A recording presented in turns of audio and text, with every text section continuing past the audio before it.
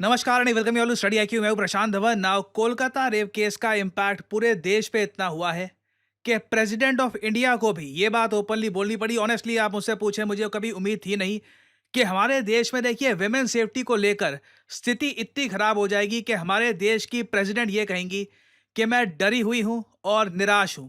Kolkata rape murder case पर openly president of India ने statement दी है और इस वीडियो में हम बात करेंगे कि देखिए ओवरऑल दुनिया में विमेन सेफ्टी के मामले में भारत कहां पर खड़ा है, प्रेसिडेंट ऑफ इंडिया ने क्या कहा है, और अगर हम जेन्युइनली एक बड़ा बदलाव चाहते हैं, हम फाइनली चाहते हैं कि चीजें बदले, तो उसके लिए जो बेसिक फंडामेंटल चेंज जो हमको करने हैं वो क्या करने होंगे। अब देखो, रिसेंटली ही 2 दिन पहले ही एक सर्वे सामने आया है दुनिया के। सर्वे का नाम है वुमेन डेंजर इंडेक्स। ये सर्वे तैयार किया है वर्ल्ड पॉपुलेशन रिव्यू ने और इस सर्वे में बताया गया कि दुनिया में 10 सबसे खतरनाक देश कौन से हैं विमेन सोलो ट्रैवलर्स के लिए। यह सर्वे प्राइमरली बनाया गया है ताकि कल को कोई महिला जिसको ट्रैवल करना है, बाहर के देशों में घूमना है, उनको पता रहे कि किस कंट्री में उनको बहुत ज़्यादा सतर्क होकर रहना होगा। ऑनेस्टली जब मैंने इस सर्वे के बारे में पढ़ा, मुझे अंदर से एक बहुत खराब फीलिंग आने लग गई। मुझे लगा कि हाँ, इंडिया टॉप पे होगा, बट सरप्राइजिंगली यहाँ पे आप देखोगे नंबर 1 यहाँ पे मोस्ट डेंजरस कंट्री बताया गया है साउथ अफ्रीका। साउथ अफ्रीका में देखिए सिर्फ 25% महिलाएं हैं जो कहती हैं कि वो अनएकम्पनीड बिना किसी पार्टनर के रात को थोड़ा टहल सकती हैं, नहीं तो 75% महिलाएं बहुत ज़्यादा अनसेफ फील करती है। नंबर 2 पे आपको मिलेगा ब्राज़ील। यहाँ पर भी विमेन के अगेंस्ट क्राइम आप देखोगे स्पाइक किए हैं पिछले 3-4 सालों में। एक ह्यूमंगस स्पाइक यहाँ पर देखने को मिला है। फिर नंबर 3 पे आपको मिलेगा रशिया। जी हाँ, रशिया। यहाँ पर मैं आपको बता दूं, डोमेस्टिक अब्यूज के मामले में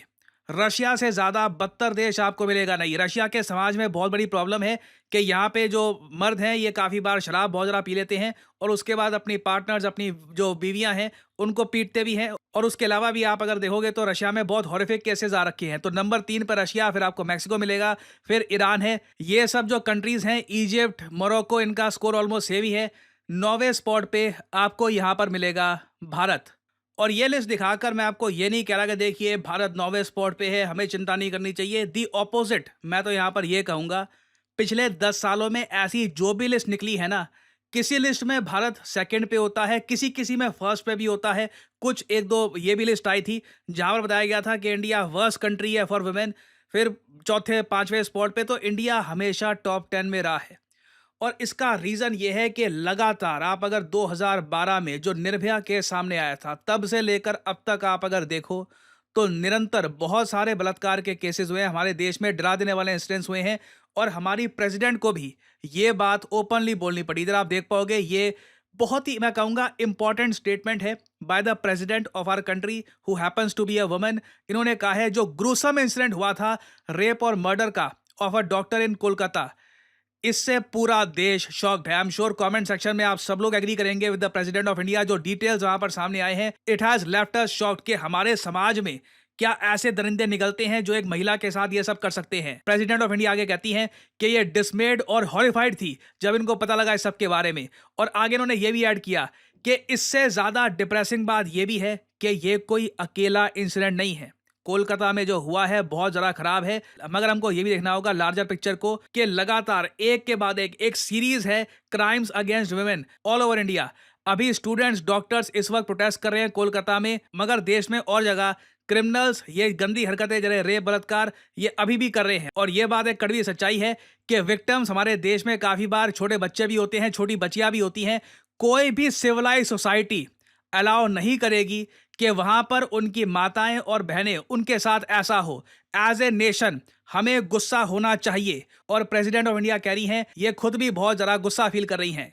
और प्रेसिडेंट ऑफ इंडिया ने यहाँ पे 2 बार इस पूरे टेक्स्ट में निर्भया केस का भी मेंशन किया है। एक तो उन्होंने यहाँ पर यह कहा कि हाल ही में राखी बांधने के लिए 2 बच्चियां इनके यहाँ आई प्रेसिडेंट ऑफ इंडिया के हाउस में, और जब इनको ये राखी बांध रही थी, इन्होंने ये कहा कि क्या आप हमको एश्योरेंस दे सकते हो कि निर्भया जैसे केसेस हमारे भारत में फ्यूचर में नहीं होंगे। तो प्रेसिडेंट ऑफ इंडिया को मजबूरी में ये कहना पड़ा कि देखिए सरकार अपनी तरफ से जो हो सकता है करने की कोशिश कर रही है, मगर साथ ही साथ आपको भी सेल्फ डिफेंस अपना खुद भी देखना होगा। आपको मार्शल आर्ट सीखना चाहिए, आपको सेल्फ डिफेंस की ट्रेनिंग लेनी चाहिए।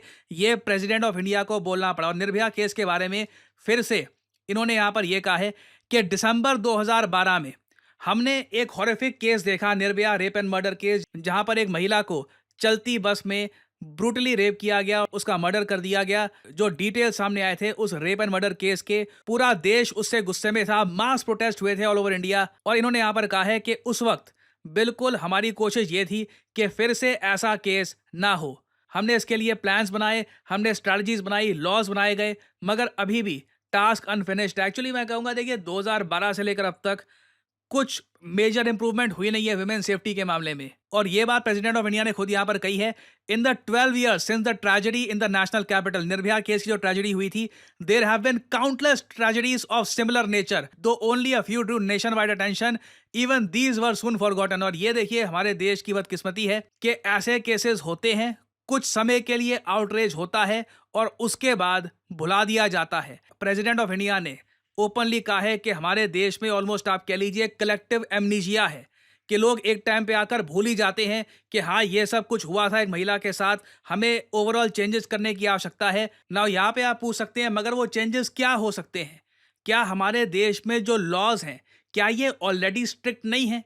हम और क्या कर सकते हैं ताकि सिचुएशन इंप्रूव हो? देखिए ओवरऑल मैं आपको बताऊं, भारत में ना प्रॉब्लम दो फंडामेंटल ये है लॉ एंड ऑर्डर को लेकर। हमें जुडिशरी रिफॉर्म्स चाहिए, हमारी जुडिशरी और ज़्यादा तेज़ी से जो ये केसेस हैं इनको फिनिश करे। हमारे यहाँ देखिए प्रॉब्लम यही होती है, ऐसे केसेस कई सालों तक चलते रहते हैं। और याद रखिएगा जस्टिस के मामले में एक बहुत पुरानी कहावत है, justice delayed is justice denied. बहुत पुरानी कहावत है ये, कि जस्टिस जहां पे डिले कर दिया आपने तुरंत, जहां पे जस्टिस नहीं दिया तो almost you have denied justice. और हमारा देश देखिए इस मामले में इनफेमस है। हमारे यहाँ ऐसे केसेस पर जो सुनवाई है ये कई बार 10 साल इवन 15-15 सालों तक चलती है। और उस केस में भी आप अगर देखो कन्विक्शन रेट हमारे देश का बहुत कम है। मतलब कि केस शुरू होता है, पता है सबको कि एक महिला का बलात्कार हुआ है, but in the end because of lack of evidence या फिर आप कह लीजिए जुडिशरी में प्रोसेस ही इतना स्लो होता है कि अंत में किसी को हम दोषी ठहरा भी नहीं सकते। तो ऑब्वियसली देखिए इससे जो क्रिमिनल माइंडेड लोग हैं उनमें डर नहीं बैठेगा। और साथ ही साथ आप एक चीज ये भी ऐड कर लीजिए, इंडिया में पुलिस रिफॉर्म्स की आवश्यकता है। और भारत में देखो इस टाइप के रिफॉर्म्स ला पाना बहुत ही मुश्किल है। पुलिस रिफॉर्म्स मुश्किल इसलिए हैं क्योंकि पुलिस प्रशासन ये सब है एक स्टेट सब्जेक्ट। तो जो स्टेट्स हैं उनको सेंट्रल गवर्नमेंट बस कह सकती है कि देखिए जो इंपॉर्टेंट रिफॉर्म्स हैं ये आपको लाने चाहिए। क्योंकि देखिए जब तक पुलिस का डर नहीं होगा, जब तक पुलिस इतनी ज्यादा एबल नहीं होगी कि बिना किसी करप्शन के, बिना किसी फ्लॉ के इन केसेस से डील किया जाए, कोर्ट्स तक प्रॉपर एविडेंस पहुंचे ताकि जो भी दोषी है इसको सजा हो, जब तक ये होगा नहीं ना तब तक जो ये क्रिमिनल माइंडेड लोग हैं उनके मन में डर नहीं आएगा। तो इंडिया में जब तक ये दो चीजें नहीं होती, एक तो जुडिशियल रिफॉर्म्स और पुलिस रिफॉर्म्स, अनफॉर्चुनेटली लग रहा है कि देखिए ऐसे केसेस होते रहेंगे। बाकी एक बार को आप कह सकते हैं कि इस टाइप की मूवी अगर हम ना बनाए या उस टाइप की मूवी ना बनाए, अगेन देखिए आप अगर इंडिया में ऐसी मूवी नहीं बनाएंगे, कोई बाहर से कोई ऐसी मूवी देख लेगा। इंटरनेट है आज के समय, बहुत सारा मीडिया अवेलेबल है लोगों के सामने कंज्यूम करने के लिए। मेन सबसे बड़ा एक फंडामेंटल आपका बैरियर होना चाहिए कि आपका लॉ एंड ऑर्डर स्ट्रांग हो और क्रिमिनल माइंडेड लोग डर फील करें लॉ का। जब तक ये होगा नहीं, अनफॉर्चुनेटली रेप्स, मर्डर्स, ना सिर्फ विमेन का भी, रिसेंटली कुछ केसेस आए हैं जहां पर कई मेन का रेप किया गया है इन इंडिया। खैर उसके रिगार्डिंग हमारे देश में कोई लॉ भी नहीं है कि अगर कोई एक आदमी का रेप होता है उसके रिगार्डिंग कोई प्रॉपर लॉ एग्जिस्ट करता नहीं है। तो ये सब चेंजेस करना बहुत ही इंपॉर्टेंट है अगर हम एक जेन्युइन चेंज देखना चाहते हैं। और फाइनली यहाँ पे मैं आपसे यही पूछना चाहूंगा, आप लोगों के हिसाब से विमेन सेफ्टी को इम्प्रूव करने के लिए सबसे इंपॉर्टेंट और पहला स्टेप हमारे देश को क्या लेना चाहिए? क्या हम मिस कर रहे हैं?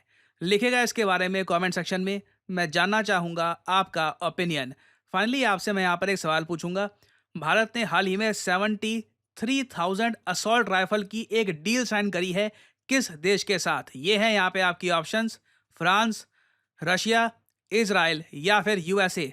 कमेंट सेक्शन में करिए उत्तर। जो लोग सही आंसर देंगे उनकी कमेंट को मैं हार्ट दे दूंगा ताकि बाकी लोग समझ पाएं कि सही आंसर क्या है। स्टडी आईक्यू की मंथ एंड सेल को बस 3 दिन बचे हैं। जी हां, 31 अगस्त को ये सेल हो जाएगी समाप्त। आपको करना क्या है, सिंपली जाइए वीडियो के कमेंट सेक्शन में, जो ये पिंड कमेंट है यहां पर करिए क्लिक और आपके सामने खुल जाएगा ये पेज। अगर आप मोबाइल फोन पे हैं तो ऑब्वियसली स्टडी आईक्यू की जो ऐप है ये भी गूगल प्ले स्टोर से आप कर सकते हैं डाउनलोड, और यहाँ पे आप परचेज कर पाएंगे स्टडी आईक्यू का फ्लैगशिप प्रतिज्ञा बैच कोर्स। ना मुझे यहाँ पर एक बात ऐड करनी पड़ेगी, ये कोर्स ऐसे डिजाइन किया गया है कि हर तरफ आपको स्टडी आईक्यू सपोर्ट दे। स्टडी आईक्यू चाहता है आप सबसे पहले तो यूपीएससी का प्रीलिम्स क्लियर करें, क्योंकि जैसे ही प्रीलिम्स एग्जाम आप क्लियर करते हैं, जो आप अमाउंट दोगे हमको कोर्स परचेज करने के लिए, ये हम आपको रिफंड कर देंगे। फिर मेंस और इंटरव्यू की तैयारी स्टडी आईक्यू आपको कराएगा फ्री ऑफ कॉस्ट। हम तो ये भी कहते हैं आपको कि आप दिल्ली आइए, अगर आप चाहें यहाँ पे आपके रहने का जो खर्चा है ये उठाएगा स्टडी आईक्यू, और हम पूरी कोशिश करेंगे कि आपको आपकी मंजिल तक पहुंचाया जाए। और प्रेपरेशन की बिगिनिंग में स्टडी आईक्यू आपको भेजता है एक study IQ branded preparation box, जहां पे आपको भारत के 2 नक्शे मिलेंगे, physical political, branded bye study IQ. आपको बुक्स मिलती हैं बाय स्टडी आईक्यू, आपको डायरी मिलती है, आपको पेन मिलता है, all branded bye study IQ. ये बॉक्स अलग से आप अगर परचेज करोगे तो 5-6 हज़ार रुपए का पड़ता है स्टडी आईक्यू की वेबसाइट पर। ऑब्वियसली इस कोर्स के अंडर आपको फ्री ऑफ कॉस्ट डिलीवर किया जाएगा टू योर एड्रेस। तो याद रखिए, डिस्काउंटेड प्राइस पर ये कोर्स आप कर सकते हैं परचेज। जो ये प्राइस यहां पर लिखा है, नेवर पे दिस प्राइस, सिंपली यहां पर कोड डालिए PD10 और प्राइसेस गिरना शुरू हो जाएंगे। You will get a humongous discount. Use the code PD10 and save money. So इसी नोट के साथ ये है वीडियो कांत। Thank you for listening and as I always say, may the gods watch over you.